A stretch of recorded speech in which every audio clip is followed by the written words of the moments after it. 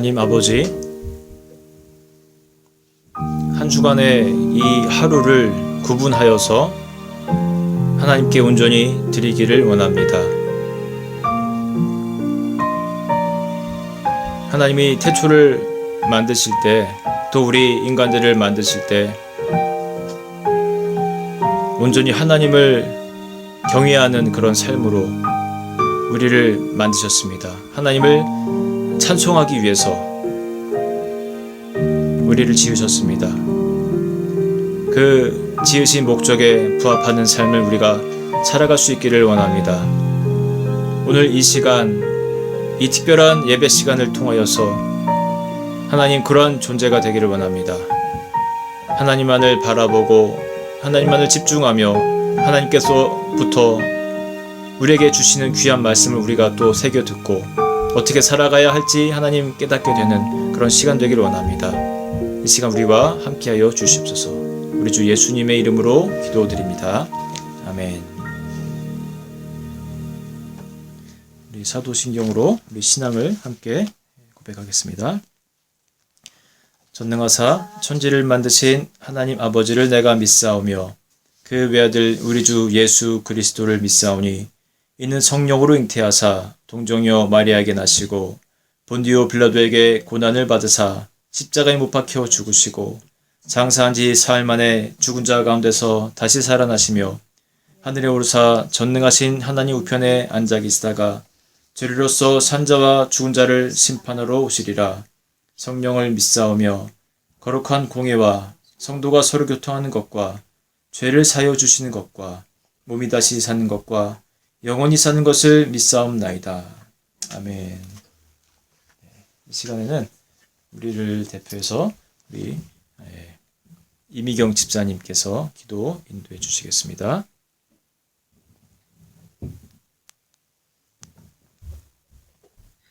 우리의 구원자 되시는 하나님, 오늘 하루도 주일을 맞아 하나님께 예배를 드립니다. 예배드리는 이 자리가 교회는 아니지만 각자 처소가 예배의 성전이니 부족함 없이 온 마음과 정성으로 드리는 시간이 되도록 주님 받아주시길 기도합니다. 우리가 남들에게 보여줄 때만 기도하고 겨우 성경 통독할 때나 말씀을 보고 하나님을 가까이 하지 못하는 시간이 많았음을 회개합니다. 골방에서 기도하는 자가 진정으로 기도하는 자라고 말씀하신 것처럼 주님과 1대1로 대면할 수밖에 없는 이 상황이 우리의 믿음을 다시금 변화되는 시간이 되게 하시고 작은 목소리에도 귀 기울이신 하나님께 우리의 마음을 내려놓고 믿음이 다시금 회복되도록 또한 간절히 기도합니다. 코로나로 인해서 제한된 생활 속에서 오히려 우리가 불필요하고 또 욕심으로만 살았던 것이 무엇인지 보게 하시고 또 마스크를 쓰면서 불필요한 말, 남에게 상처가 되는 독설을 하지 않았나 돌아보게 됩니다. 하나님, 언제 끝날지 모르는 바이러스 전파로 고생하고 있는 각 나라의 의료진과 또 일선에서 일하는 분들과 또 헐벗고 먹을 것을 제대로 구하지 못하는 세계 곳곳에 아이들이 있는 가정들이 많이 있습니다. 두 손에 가득 쥔 우리의 것들을 그런 가정에 한 손을 열어서 나눌 수 있는 우리가 되게 하시고 그 가운데 예수님의 사랑과 돌보심이 미치도록 해주시옵소서. 또 이런 가운데 예배를 소홀치 않게 하시며 오늘도 예배를 이끄시는 한성일 목사님 아픈 것이 많이 호전되게 하시니 감사드리고 영육간으로 강건함으로 늘 붙들어 주시사 하나님의 말씀을 전하는 목회자로 능력에 능력을 더하여 주시길 기도합니다.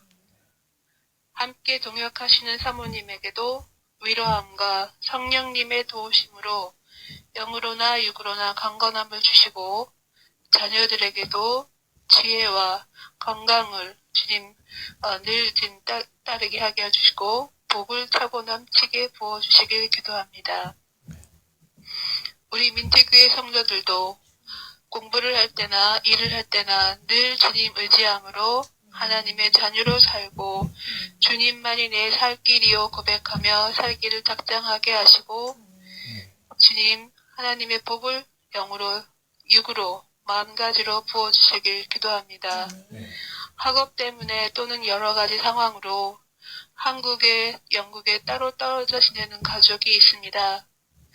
외롭지 않도록 붙들어 주시고 힘든 이 시간이 후에는 승리와 기쁨의 순간으로 갚아주시길 또한 기도합니다. 아멘.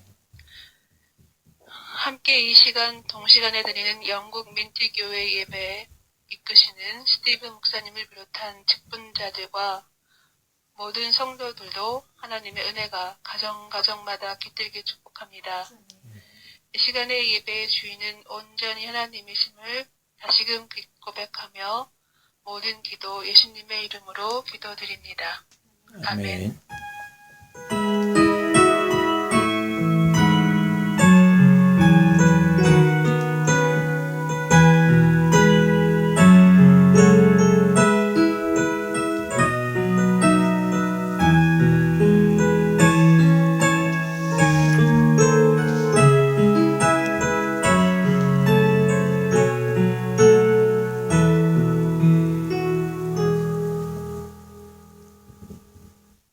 네, 광고 말씀드리겠습니다.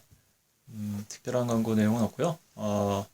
다음 주 예배는 연합 예배입니다. 함께 연합으로 예배 드리도록 하겠습니다. 예, 아직까지 온라인으로 그렇게 모이겠습니다. 그리고 오늘 예배 후에는요, 우리가 모처럼 줌으로 만남을 갖겠습니다. 예, 보내드릴 그 링크를 클릭을 하시고요. 함께 모이면 좋겠습니다. 뭐 영국에 계신 분들, 또 한국으로 돌아가신 분들, 또 한국 외에도 어디든 계시는 분들 다 얼굴 보고 만나면 좋겠고요. 또 성경 통독방에 계시는 분들도 모처럼 모셔서 함께 인사 나누시고 그렇게 교제하는 시간 가지면 좋겠습니다. 예배 끝나고 바로 11시 30분부터 만나도록 하겠습니다. 우리 함께 찬송가 413장입니다. 구찬송가로 470장 내 평생에 우리 함께 찬양하겠습니다.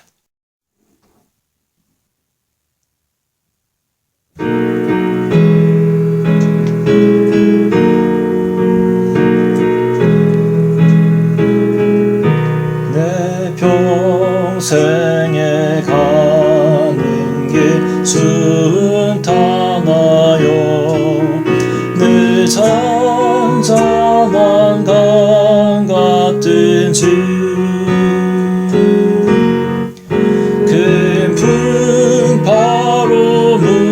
무섭고 어렵든지 나의 영혼은 늘 편하다.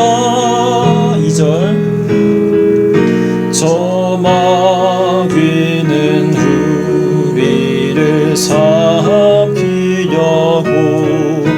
입 벌리고 달려와도 주 예수는 우리의 대장되니 끝내 싸워서 이기리라. 내 영혼 평안해. 내 영혼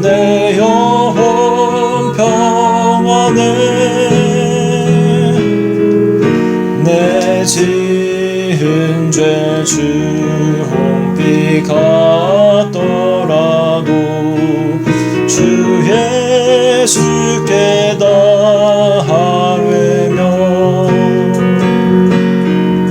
그 십자가 비로소 다시 세상 있는 보다 더 정하리라. 저 공중에 구름이 일어나며 그 나팔이 울릴 때에 주 오소서 세상의 심판에도 나의 영혼은 겁없으리. 내 영혼 평안해. 내 영혼 평안해. 내 영혼 영원해. 내 영혼 평안해.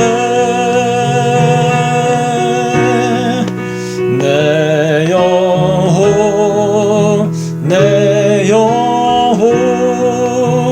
평안해.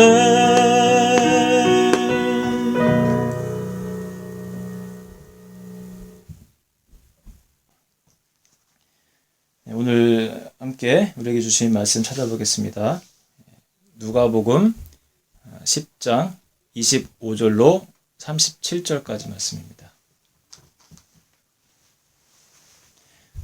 누가복음 10장 25절부터 37절까지의 말씀인데요. 우리 한 목소리로 같이 봉독하겠습니다.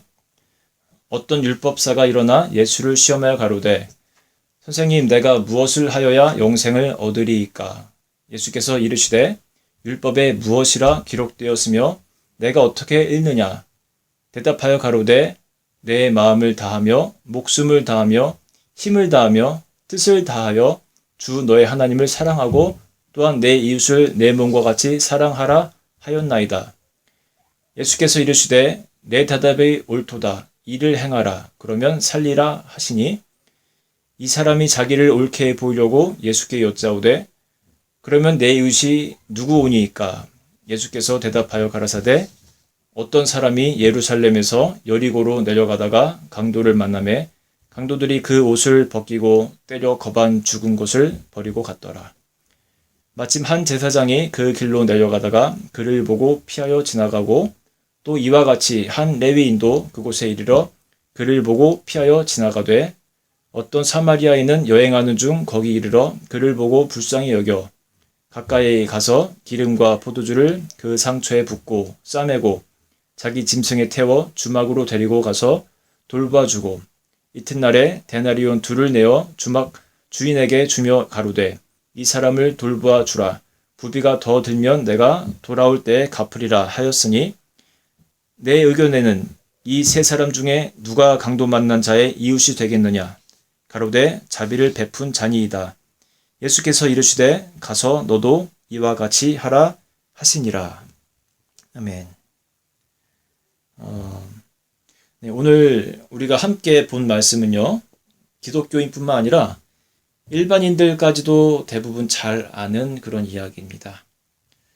이 이야기를 현대판으로 비유한 책이 있는데 김은규 목사님이라는 분이 예수의 비유 다시 보기라는 책에서 다음과 같이 이 스토리를 재설정합니다. 일제강점기에 만주에서 독립운동을 하던 조선인 크리스찬이 마적대를 만나 거의 죽게 되었는데 조선인 목사도 지나가고 장로도 그냥 방관하고 지나갔는데 남녀 호랭개교 신자인 일본인 형사가 도와주었다는 이야기로 각색이 되었습니다. 일제시대 때 일본인이 한국인을 도와준 거예요. 당시 유대인과 사마리아인 사이의 관계가 얼마나 좋지 않았는지를 비유해서 알려주는 것입니다. 본문의 배경을 보면 당시 예수님은 제자들과 또 호기심으로 가득해 따라다니는 여러 무리들과 함께 갈릴리에서 예루살렘으로 이동 중에 있었습니다. 그 여정 중에 하루는 북쪽 갈릴리와 남쪽 예루살렘 중간에 위치한 사마리아 땅을 지나실 때 율법사 한 사람과 토론을 벌이게 되는 장면이에요. 사실 예수님의 이 선한 사마리아 비유를 들을 때 우리는 주로 그 이야기 자체만 관심을 두지 그 전 후에 위치한 예수님과 율법사의 대화에는 크게 신경을 쓰지 않는 경향이 많이 있습니다. 그런데 여러분, 전후 문맥은 정말 중요합니다. 비유 자체만 보면 그냥 선하게 살아야 한다 정도의 가르침, 그 정도만 우리가 얻게 되지만 예수님과 율법사의 묻고 묻는 그 토론 속에서의 전체적인 이야기를 우리가 본다면 그 내용이 전달하고자 하는 더 깊은 참 의미를 깨달을 수 있게 되죠. 자, 이제 율법사가 예수님을 찾아와 토론이 시작되었습니다. 그런데 이 토론은 사실 율법사가 예수님에게 와서 한 수 정말 배우겠다라는 그런 겸손함이 없이 오히려 자신의 율법적 지식을 과시하고 예수님의 정통성을 시험하려는 의도 가운데서 시작된 것입니다. 당시 그 주위에는 호기심 어린 눈으로 이를 지켜보는 청중들이 있었는데 그때 이스라엘 문화에서 질문이란 것은 단순히 정보를 얻기 위한 수단이 아니었습니다. 명예를 중시하는 당시 사회 속에 질문은 상대방의 명예에 치명적인 타격을 입힐 수 있는 어떤 도전 행위였고요. 특별히 그것이 많은 청중들 앞에서였다면 그 도전의 강도는 더더욱 높다고 할 수 있었을 것입니다. 그런데 예수님을 가만히 보면요. 정말 예수님은 토론의 달인이세요. 우리가 토론 시 어떤 질문에 자칫 어설프게 답변을 하다가는 도리어 당하기 십상인데 예수님은 이 토론의 장에서 함부로 답하지 않고 두 번 모두 역질문을 던짐으로 이 토론을 이끌어 나가십니다. 저와 참 가깝게 지내던 목사님과 사모님이 계십니다. 제가 범민검에서 목회할 때 몇 해 전에 우리 한국으로 돌아가셨는데 그 이제 사모님께서 영국에 계실 때 그 영국 널서리에서 보조교사를 하셨어요. 사모님이 영어를 뭐 아주 잘하시는 그런 건 아닌데 영국 학교에서 보조 교사로 일을 하신 겁니다. 야, 참 신기하더라고요. 어떻게 이렇게 일을 하실 수가 있을까? 사모님께 여쭤봤어요. 그 아이들하고 얘기를 하다 보면은 이렇게 말 같은 거 어렵지 않으시냐고. 그러니까 물론 어려우시대요. 특히 애들 말이 생각보다 어렵습니다. 어른들이 또박또박 말하는 거에 비해서 애들 용어도 많이 나오고 하다 보면 알아듣는 게 때로 어렵거든요. 그래서 어렵지 않냐 여쭤봤더니 누가 뭘 이렇게 질문을 하면 꼬맹이가 질문하면 못 알아들으실 때가 있대요. 그럼 어떻게 하셔 했더니 그럼 너는 어떻게 생각하니? 라고 그 아이에게 다시 질문을 하거나 그 옆에 있는 아이에게 너는 어떻게 생각하니? 라고 그렇게 질문을 하면서 그들의 이 반응을 보면서 조금 힌트를 얻는다고 그렇게 말씀을 하셨습니다. 야, 그 얘기를 들을 때 사모님 참 지혜로우시다라는 생각을 했었는데 그 지혜가 어디서 생겼을까 제가 궁금했어요. 그런데 오늘 알았습니다. 이 설교 준비를 하면서 제가 깨달았어요. 이게 예수님으로부터 온 지혜였던 거예요. 자, 그 첫 번째 질문인 내가 무엇을 하여야 영생을 얻으리까 하는 질문에 예수님은 바로 답을 주는 것이 아니라 그에게 다시 질문을 던집니다. 뭐라고 하죠? 율법에 무엇이라 기록되었느냐? 내가 어떻게 읽느냐? 이러한 역질문을 던집니다. 이때 율법사는 자신만만하게 자신이 알고 있는 지식을 보란듯이 이야기합니다. 하나님을 사랑하고 내 이웃을 내 몸과 같이 사랑하라 하였나이다. 사실 자기가 처음부터 아는 것을 질문한 거예요. 이게 근데 말이죠. 아는 것을 질문하는 경우가 요즘에도 많이 있습니다. 이런 현상이 뭐 제가 이제 목회자다 보니까 목회자 그 만나는 세미나라든지 이런 데 많이 가지 않습니까? 가면 발표하는 분이 발제를 다 마치시고 질문하는 시간을 이제 주죠. 그러면 회장들은 모르는 것을 질문을 해야 하는데 꽤 종종 많은 경우에 자신이 알고 있는 것을 한참 이야기하신 후에 끝에만 살짝 질문인 양 어떻게 생각하시냐 등으로 애매하게 마무리하는 때가 많습니다. 계속해서 이런 식의 질문 아닌 질문을 여러 사람으로부터 듣고 있으면 지치기 시작합니다. 제 생각에 이런 현상은 아마 다른 모임에서도 종종 일어나는 일이라고 여겨집니다. 율법사도 그랬던 거예요. 결국 자기가 질문하고 자기가 대답하게 되는 그런 상황이었습니다. 그리고 예수님은 이에 대해서 간단하게 답변합니다. 너의 대답이 옳도다. 이를 행하라. 그러면 네가 살리라. 자, 여기서 토론이 끝났으면 됐는데 이제 율법사는 두 번째 질문으로 들어갑니다. 그러면 내 이웃은 누구이옵니까? 자, 이웃이 누구냐는 질문으로 들어가죠. 이것도 역시 순수한 질문이 아닌 공격형 질문으로 볼 수가 있습니다. 그런데 예수님은 이때도 당황하지 않으시고 갑자기 이야기 보따리 하나를 꺼냈습니다. 그것이 바로 그 유명한 선한 사마리아인 이야기이죠. 여러분들 뭐 잘 아시겠지만 다시 한번 오늘 주목해서 보겠습니다. 자, 한 여행자가 길을 가다가 강도에게 옷도 빼앗기고 돈도 빼앗기고 매 맞아서 거반 죽게 되는 상황이 펼쳐집니다. 그리고 잠시 후 첫 번째 등장인물로서 제사장이 등장하는데 이 공경에 빠진 사람을 본체만체하고 제 갈 길을 가버립니다. 두 번째 등장인물은 레위인입니다. 그 역시도 제사장과 같은 행동을 합니다. 레위인도 성전에서 같이 제사장을 도와서 돕는 역할을 하는 사람들이거든요. 그리고 이제 세 번째 인물이 등장할 차례인데 세 번째 인물 이야기를 제가 하기 전에 잠시 당시의 구전, 그러니까 입과 입을 통해서 전해 내려오던 구전 율법을 잠시 보면서 이 제사장과 레위인의 행동을 간단하게 평가를 좀 해보고 싶습니다. 먼저 그 제사장과 레위인 두 사람 생각에 이 강도 만난 사람이 이미 죽었다고 그렇게 판단한 경우입니다. 저 사람은 이미 죽었고 그래서 어차피 죽은 목숨이니 시체와의 접촉을 피하기 위해 어쩔 수 없이 피해갈 수 없다고 그들은 변명할 수 있을 것입니다. 성전에서 제사를 섬기는 이들에게 시체를 만지지 않는 정결법은 매우 중요했기 때문입니다. 하지만 당시 구전율법에 따르면 죽은 자에 대한 의무가 나오는데 이렇습니다. 자, 구전율법인데 제가 한번 읽어볼게요. 아무 유가족도 없이 죽은 사람의 경우에는 이 시체를 최초로 발견한 사람이 이 고인에 대한 마지막 친절을 베풀어 주어야 한다. 이것은요, 여러분, 히브리어로 메트 미츠바라 하는 강령입니다. 또 다른 구전율법을 한번 읽어드리겠습니다. 제사장과 나시리는 그들의 친척들을 위해서는 부정해질 수 없지만 길에서 만난 버려진 시체를 위해서는 기꺼이 부정해질 수 있다. 자, 이는 시체와의 접촉을 엄격히 금지해야 하는 대제사장과 나시린에게도 예외 없이 적용되었던 것을 보여줍니다.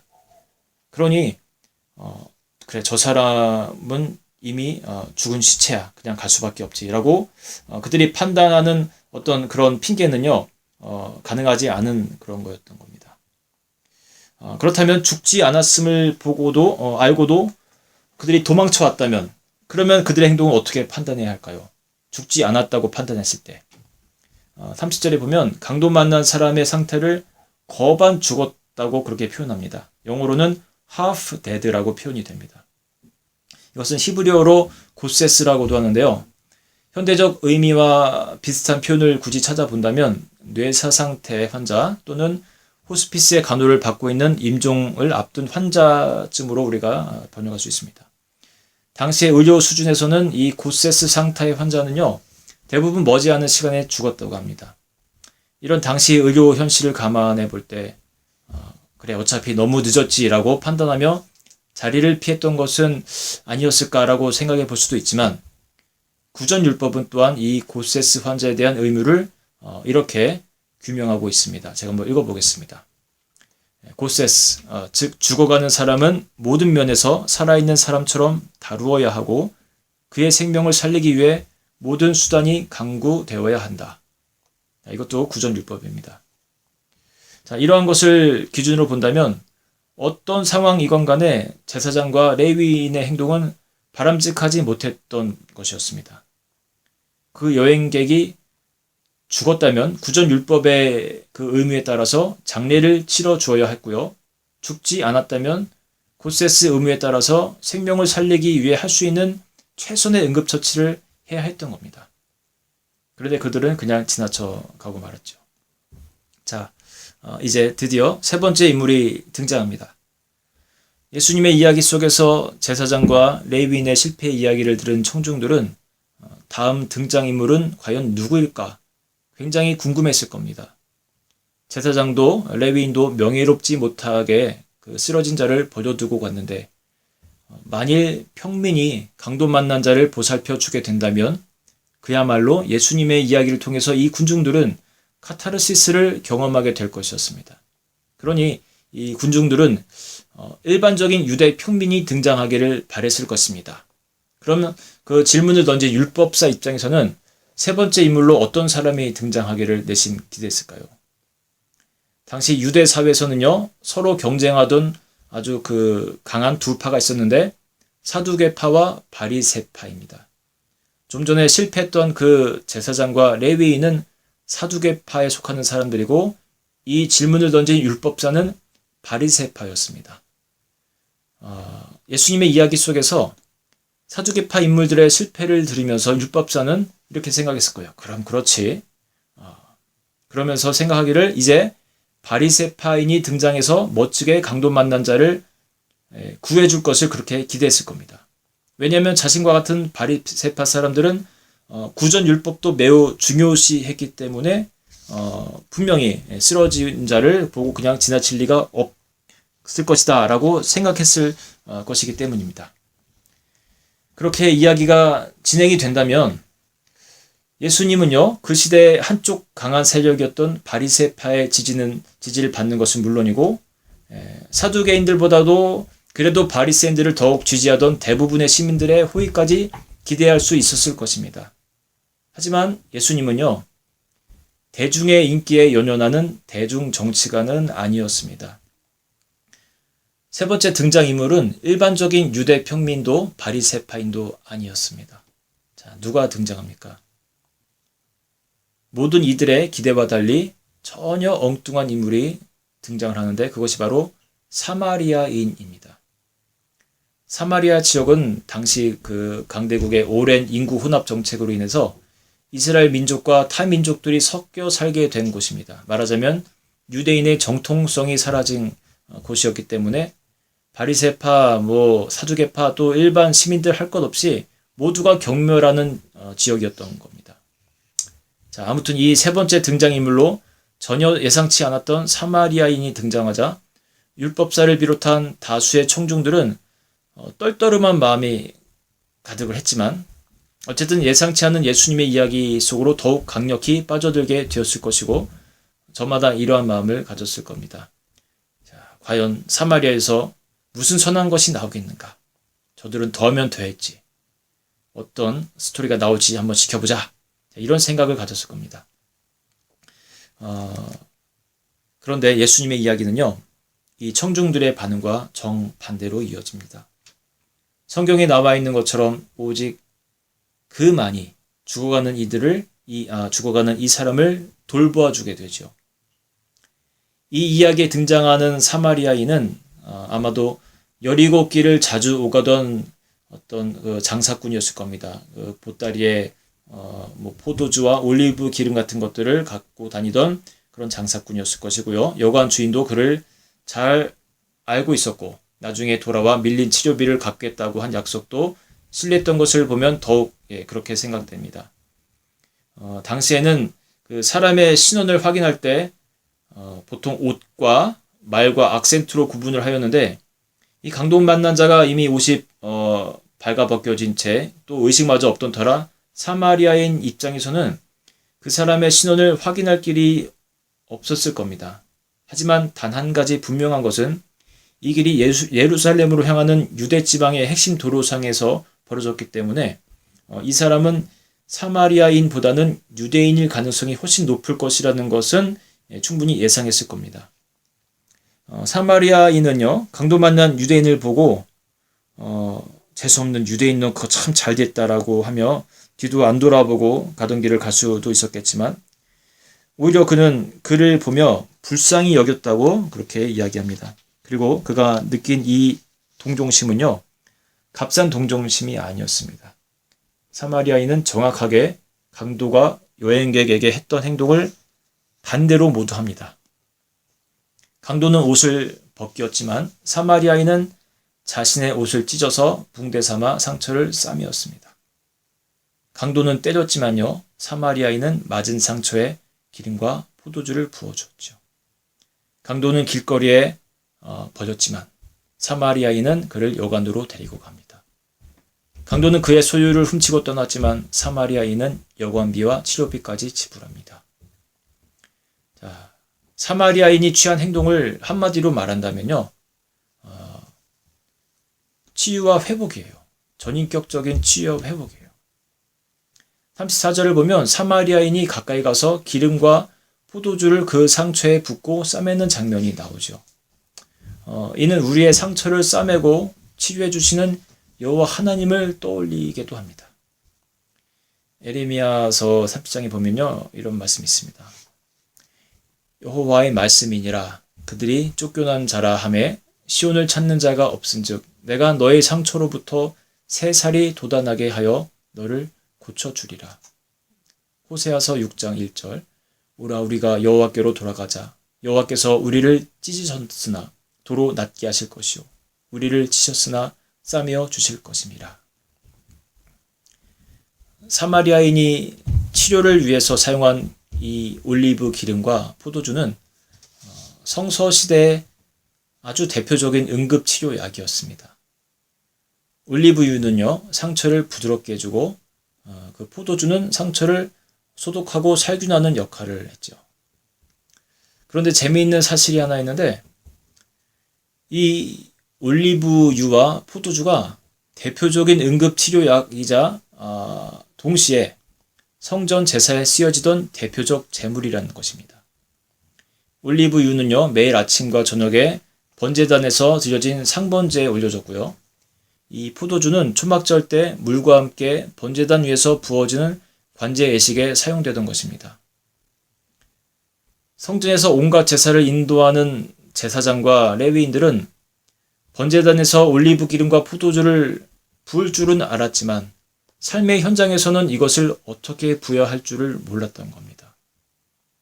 반면에 사마리아인은 번제단이 아니라 죽어가는, 그래서 도움이 필요한 자의 상처에 부음으로써 하나님이 진정으로 기뻐하시는 거룩한 산제사, 영적 예배를 드리게 된 것이죠. 로마서 12장 1절의 말씀이 생각이 납니다. 무엇라고 말씀하는지 한번 제가 읽어드리겠습니다. 그러므로 형제들아 내가 하나님의 모든 자비하심으로 너희를 권하노니 너희 몸을 하나님이 기뻐하시는 거룩한 산 제물로 드리라. 이는 너희가 드릴 영적 예배니라. 한 번 더 읽어볼게요. 그러므로 형제들아 내가 하나님의 모든 자비하심으로 너희를 권하노니 너희 몸을 하나님이 기뻐하시는 거룩한 산 제물로 드리라. 이는 너희가 드릴 영적 예배니라. 우리가 삶에서 행하는 이런 모든 행동들이 우리의 영적 예배라는 겁니다. 이제 예수님의 스토리가 막을 내립니다. 그 율법사의 그 두 번째 질문이 여러분 무엇이었죠? 그러면 내 이웃이 누구 오이니까 였습니다. 예수님은 그 질문에 대한 답변으로 사마리아인 이야기를 통해서 율법사에게 되묻습니다. 이 이야기를 다 들려준 후에 이렇게 물어봅니다.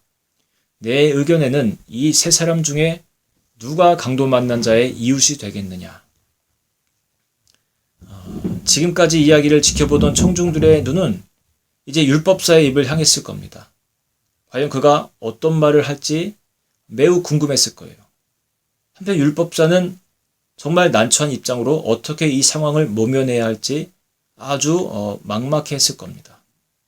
자신의 지식을 믿고 예수님과 한판 뜨고 망신이나 한번 줄참으로 왔는데 도리어 자신이 망신을 당하게 된 거예요.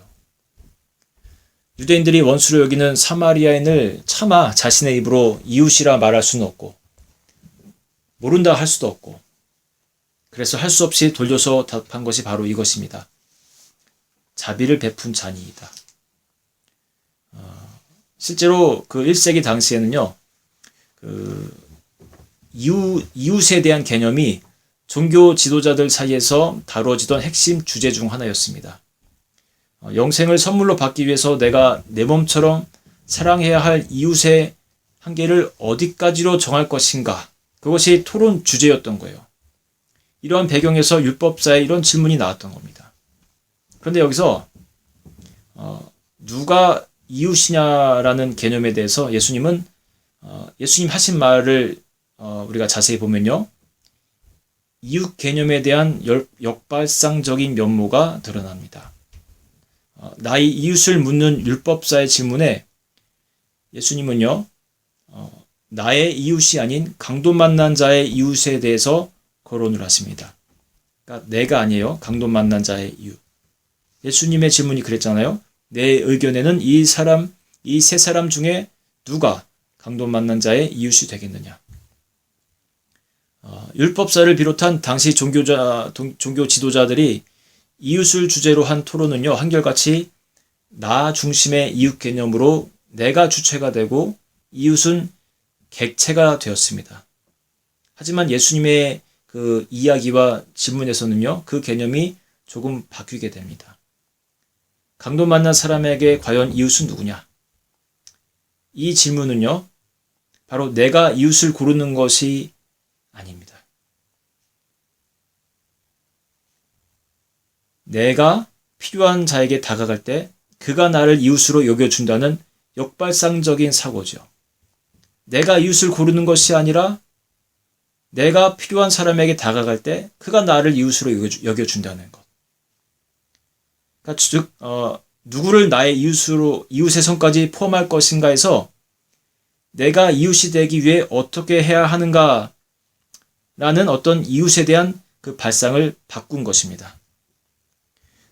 또한 이 비유 속에서 우리가 놓치지 말아야 할 것이 하나 있습니다. 유대인과 사마리아인은요 서로가 원수 같은 사이인데 이는 결국 나의 원수도 나의 이웃이 된다는 것을 보여주는 것입니다.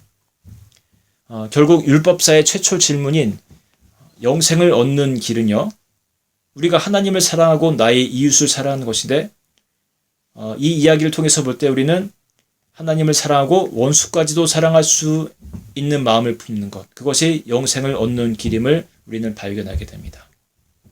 여러분, 우리 주변에 원수 같은 사람이 왜 없겠습니까? 저 사람만 아니었으면 이런 일이 안 생겼을 텐데, 내 인생 좀 더 행복했을 텐데, 아이고 왼수 같은 사람아.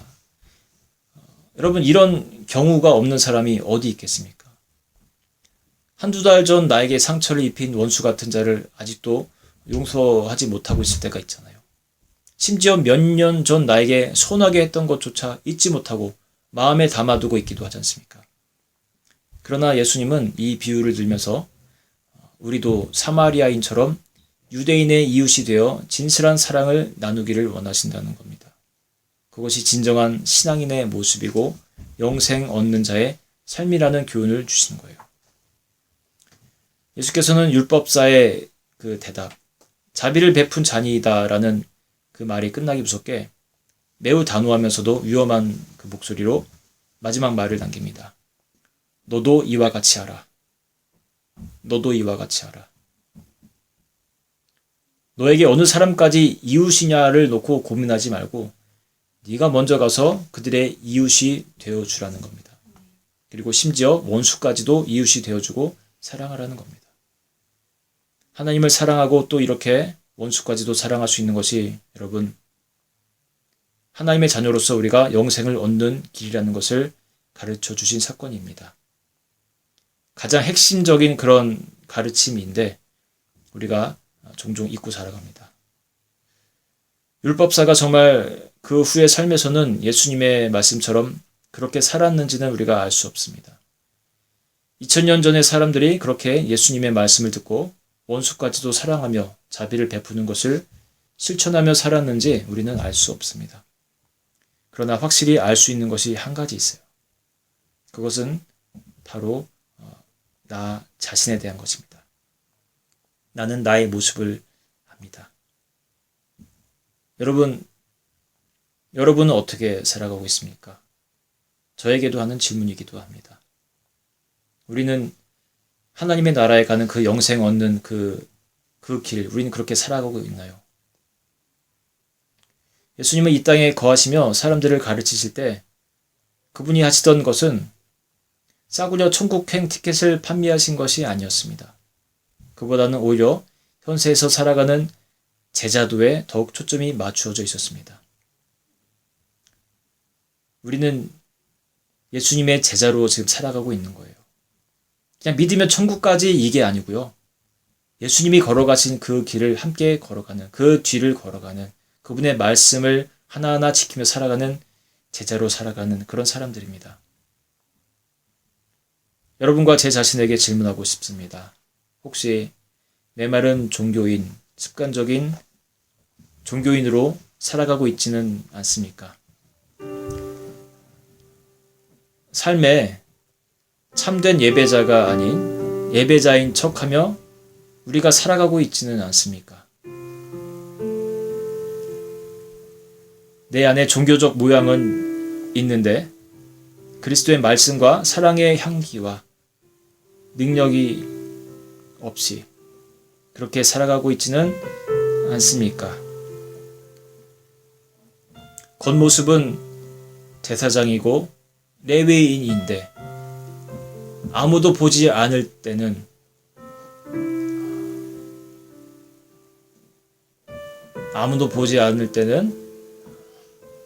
성도가 아닌 모습으로 살아가지는 않습니까? 그 당시에 그렇게 무시당하고 원수처럼 그렇게 손가락질 당하던 사마리아인, 우리는 그를 기억해야 할 것입니다.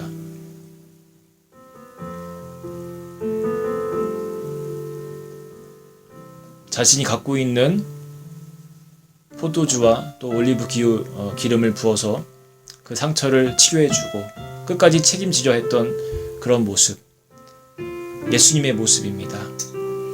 우리를 오늘도 싸매주시고 우리를 치료해주시는 그 예수님의 모습이 그에게 담겨 있습니다. 그리고 예수님은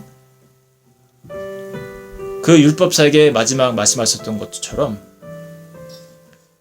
너도 그와 같이 하라 라는 말씀을 우리들에게 지금 하고 계십니다. 우리가 그렇게 해야 합니다.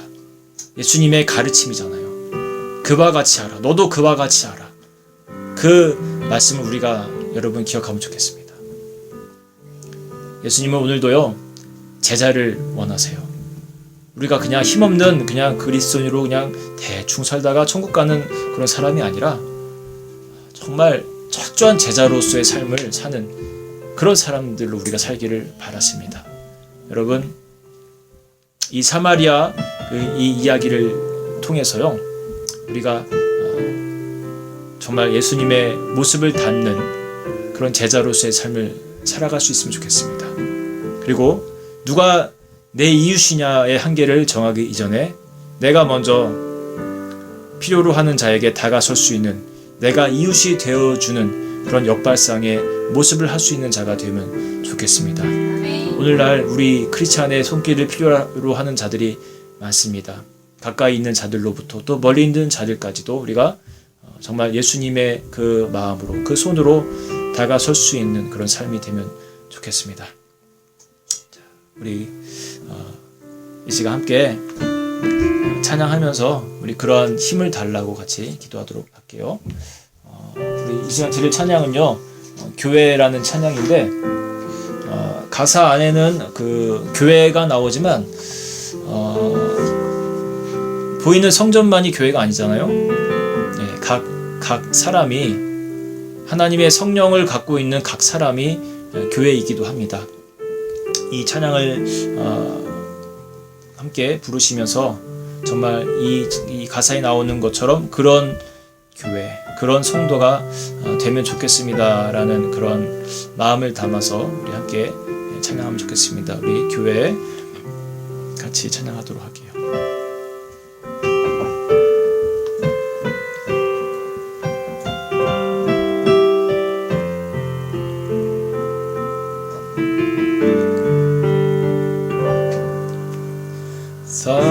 사람이 넘치기보다 사랑이 넘치는 교회, 섬김을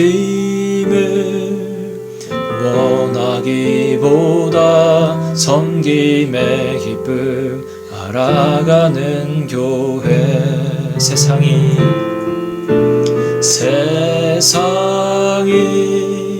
주목하기보다 주님이 주목하는 교회. 화려한 겉모습보다 중심이 주를 향한 교회. 주님이 피로 사신 아름다운 교회. 서로 사랑함으로 하나 되는 교회. 주님이 머리 되신 거룩한 교회. 우리 함께 만들어 가요.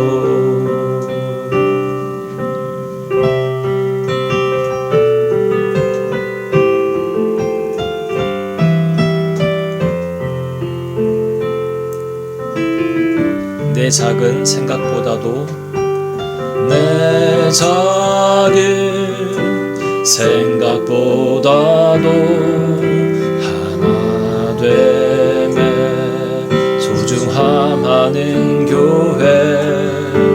세상에 알려지기보다 서로가 서로 깊이 하는 교회. 주님이 피로 사신 아름다운 교회. 서로 사랑함으로 하나 되는 교회. 주님이 머리 되신 거룩한 교회. 우리 함께만. 우리 다시 한번 찬양할 건데요, 우리 성도로 이름을 바꿔서 한번 해보겠습니다. 사랑이 넘치기보다 사랑이 넘치는 성도. 섬김을 원하기보다 섬김의 기쁨 알아가는 성도. 세상이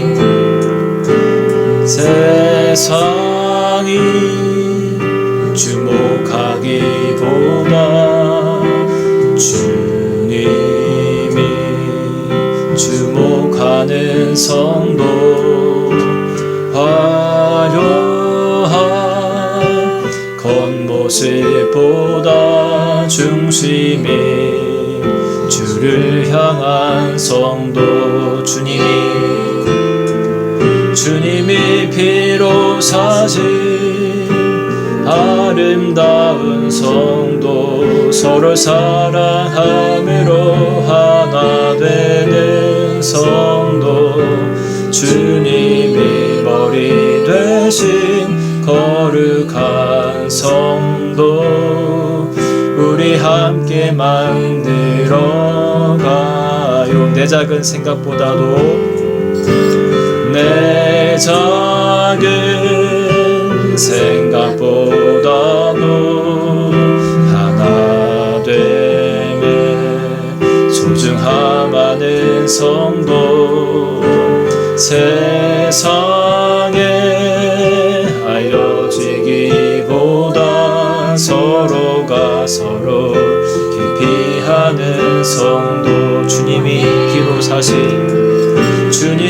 피로 사신 아름다운 성도. 서로 사랑함으로 하나 되는 성도. 주님이 머리 되신 거룩한 성도. 우리 함께 만들어 가요. 우리 함께 만들어 가요. 우리 함께 만들어 가요. 우리 함께 만들어 가요. 마지막으로 한 번 더 우리 함께 만들어 가요. 이 시간 우리 함께 기도할게요.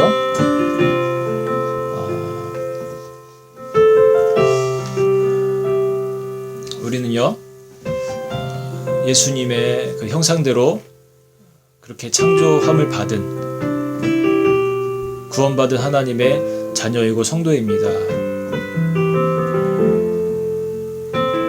우리가 이 땅에서 80년, 90년, 많게는 뭐 100년도 살겠지만 그 살아가는 그 날 동안 하나님의 참 좋은 제자로 살기를 주님은 원하시는 겁니다.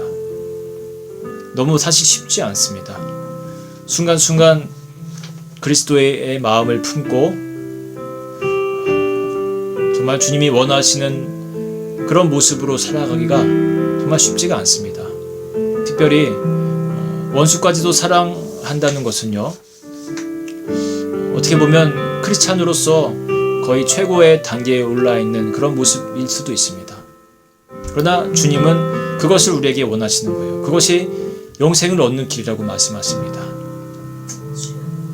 가까이 있는 사람 우리가 이해해 줄 수 있고 용서해 줄 수 있고 사랑할 수 있는 그런 모습 되게 해달라고 시간 함께 기도하면 좋겠어요. 그 사람이 설령 내가 싫어하는 짓을 했을지라도 미워할 수밖에 없는 그런 사람일지라도 그마저도 사랑할 수 있는 넓은 마음을 품게 해달라고 이 시간 여러분 간절히 기도하실 때 하나님이 기뻐하시고 여러분 기도 가운데 응답하실 줄로 믿습니다. 함께 기도하겠습니다. 하나님 우리가 그렇게 살면 좋겠습니다.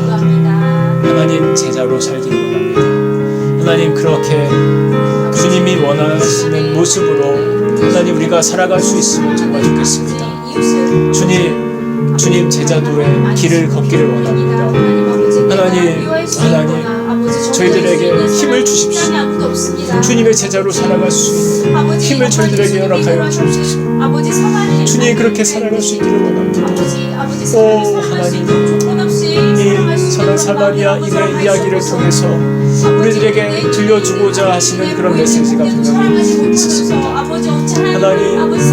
하나님 우리가 겉모습으로는 주님을 사랑한다 그렇게 모습을 보이고 또 하나님 다른 사람들이 볼 때에는 그런 예배자로 살아가지만 하나님 정말 진짜 우리들의 삶 속에서는 그 포도주와 올리브유를 볼 수 없었습니다. 하나님 저희들의 연약하고 악한 마음을 용서해 주시고 하나님 살아갈 수 있는 제자로 살아갈 수 있는 그런 은혜를 저희들에게 충만히 허락하여 주시옵소서. 주님 우리들의 마음을 충만케 하여 주시옵소서. 함께하여 주옵소서. 우리 주 예수님 주님은요 여러분 우리가 신령과 진정한 예배를 우리 삶 가운데서 드리기를 원하십니다. 그 제사장과 레위인들은 성전에 가서는 그 포도주와 올리브유를 부었을지는 모르지만 사람들이 주목하고 있을 때는 그렇게 했을지 모르지만 하나님 정작 아무도 보지 않는 때에는 삶의 예배를 드리지 못했습니다. 우리는 아무도 없을 때 나 홀로 있을 때에도 진정한 예배자가 되기를 원합니다. 내 삶에서 기름을 부을 수 있고 포도주를 부을 수 있는 그러한 사람이 되기를 원합니다. 그리고 먼저 다가가 그의 이웃이 되어줄 수 있는 진정한 예배자가 되기를 원합니다. 우리 이 기도 제목 갖고 다시 한 번만 더 같이 기도하면 좋겠습니다. 하나님 그런 하나님 주님의 말씀을 따라서 우리가 정말 그렇게 삶의 진정한 예배자로 살면 좋겠습니다. 그러한 삶을 우리가 살아갈 수 있으면 좋겠습니다. 주님 아무도 보지 않을 때 정말 믿음의 사람, 정말 예배자의 사람 그렇게 살 수 있기를 원합니다. 하나님 성전에서만 우리가 예배자로 살지 말게 하시고 우리 삶 가운데서 정말로 하나님 참된 예배자로 그렇게 살 수 있기를 원합니다. 주님 도와주옵소서. 주님 도와주옵소서.